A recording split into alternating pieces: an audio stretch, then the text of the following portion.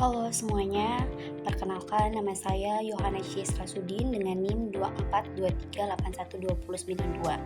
Di sini saya akan menjelaskan tentang budidaya jamur tiram, tentang proses budidaya jamur tiram.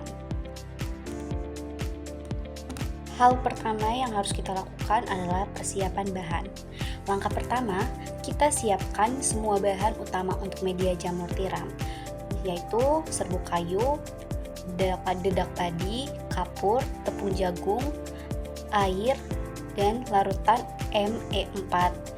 Setelah semua bahan ini disiapkan, semua bahan ini dipakai supaya media punya nutrisi seimbang dan teksturnya pas buat pertumbuhan miselium jamur tiram. Langkah pertama yang akan kita lakukan pada proses budidaya jamur tiram yaitu proses pengayakan, di mana proses pengayakan serbuk gergajian dilakukan untuk mendapatkan serbuk kayu yang lebih halus dan bersih sebagai bahan utama pembuatan backlog. Serbuk yang baru dibeli biasanya masih bercampur dengan potongan kayu kasar, ranting kecil, atau kotoran lain, sehingga perlu disaring terlebih dahulu. Setelah serbuk kayu disaring, maka tahap selanjutnya yang kita akan lakukan yaitu pencampuran media. Proses pencampuran media dilakukan setelah serbuk gergajian halus disiapkan. Semua bahan seperti serbuk kayu, dedak padi, dedak jagung, tepung tapioka, kapur, dan larutan Me4 dicampurkan secara merata di dalam wadah penampung seperti terpal. Pencampuran harus dilakukan dengan hati-hati agar seluruh bahan tercampur merata dan tidak ada bagian yang terlalu kering atau terlalu basah. Larutan Me4 biasanya ditambahkan sedikit demi sedikit sambil media diaduk sampai mencapai kelembapan yang pas, yaitu ketika media dapat digenggam namun tidak mengeluarkan air. Lalu yang kita akan lakukan yaitu proses fermentasi dan pembalikan media. Proses fermentasi media dilakukan setelah semua bahan dicampur secara merata.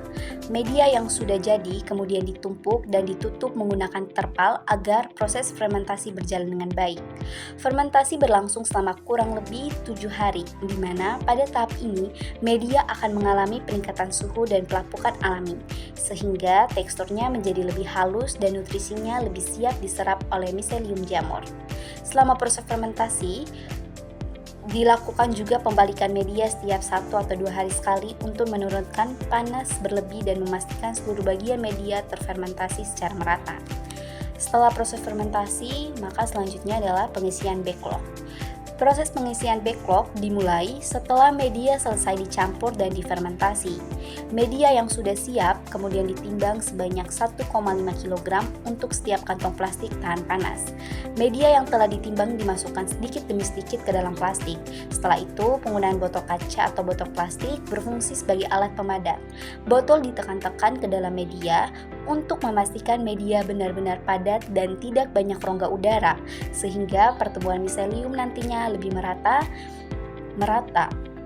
Pemadatan juga membantu menjaga struktur backlog agar tidak mudah berubah bentuk saat proses sterilisasi.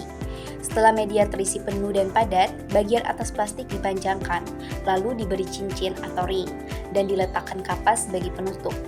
Tahap akhir adalah mengikat bagian atas menggunakan karet gelang sehingga backlog terrapat dan siap masuk ke proses sterilisasi. Dengan cara ini, setiap backlog memiliki berat dan kepadatan yang seragam, sehingga mempermudah proses inokulasi dan pertumbuhan jamur tiram. Lalu, tahap berikutnya yaitu sterilisasi. Setelah backlog selesai diisi dan dipadatkan, langkah berikutnya adalah sterilisasi menggunakan alat steamer.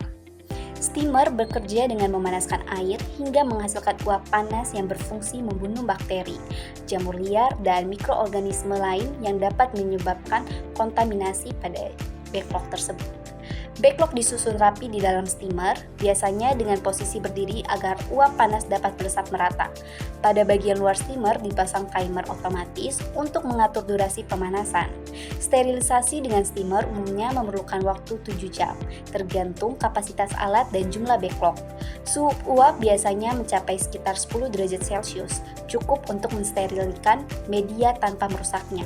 Selama proses berlangsung, volume air dalam steamer dipastikan tetap mencukupi agar uap tidak terhenti di tengah jalan. Timer membantu memastikan proses berjalan sesuai waktu, sehingga tidak terlalu cepat maupun tidak terlalu lama.